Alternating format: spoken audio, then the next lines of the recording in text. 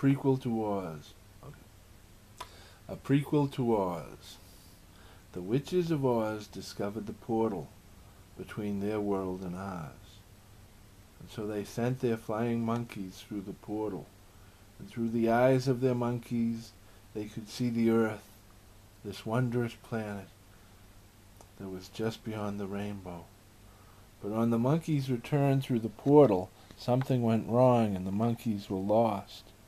Separated from the witches whom they served, they did not know what to do. So undeterred, the mother of the four sisters, the Queen Witch of Oz herself, Serena, led an army of ships filled with 10,000 witches to conquer this new world.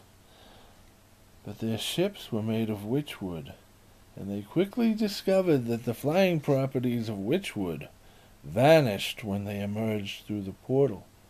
So their great armada fell from the sky and landed in the middle of a battlefield in America's Civil War. Being fired upon from both sides, the witches, with their dead and dying, had to fight their way to safety. Thousands of witches survived, and they followed their mother witch to the Mystic Mountain of West Virginia. And soon after the witches left their ships, which were made of witchwood, began to spontaneously combust, and reports from both sides of ships falling from the sky and women emerging from them firing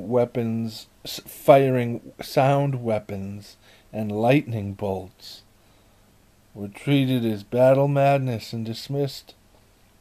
The witches began calling to and searching for their army of flying monkeys that had been lost in the first incursion. And soon earth women carrying the tattoo of the flying monkeys began showing up at the witches' camp in West Virginia. It seems that on this side of the portal, it's not a fixed point in space or time, so its location jumps, stranding the flying monkeys on Earth. So they descended down onto the settlement of Salem, Mass., where they melded with humans, and have been melding with human hosts ever since. For even though only a few weeks passed between when the monkeys went through in Oz to the Earth and when the Armada followed it, on Earth it had been nearly 200 years, serving the human hosts while they waited for the arrival of the Witch Armada. Nancy Smith, one of the Earth Witches, had a flying monkey tattoo with only 1.5 wings. Half of its wing had been caught by the collapsing portal and had disappeared along with the portal. And now the flying monkey felt a pull towards its missing wing, as micro-portals would occasionally appear and disappear, always thousands of feet up in the air, with no way to reach the portals. The witches decided that they would have to wait until the science of this world gave them a way to get back to Oz, to reach those portals high in the air.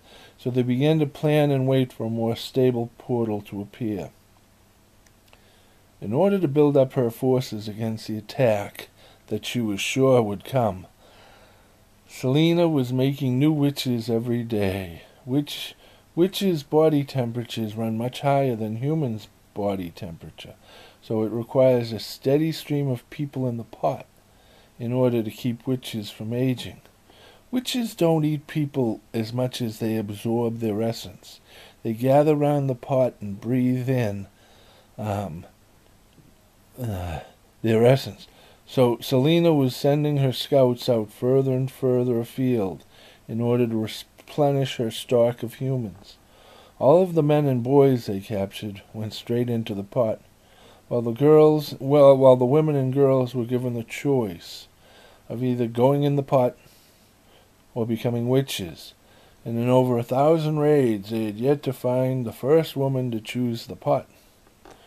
In one raid, they captured everyone on the farm except for the beekeeper's daughter, Tetley. And from her vantage point in hiding, just as she was about to be captured, she saw one of the witches get stung by a bee, and the witch puffed up like a bag of slime and burst, sending slime everywhere. And seeing this, Tetley jumped out from her hiding place and disturbed the bees even more, and sent them into a flying mad tizzy, stinging witches to the left and right and killing them all.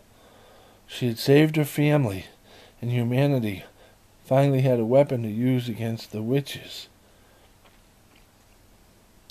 The family brought Tetley with this new knowledge to Washington, D.C., and Abraham Lincoln himself gave Tetley a medal and her family a reward for this great discovery, a weapon that could be used against the witches.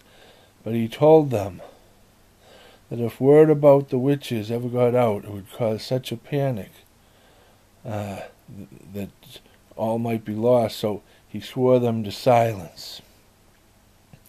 And that's the prequel to Oz. Thank you very much for listening. Then there's a tiny little paragraph here about a future story.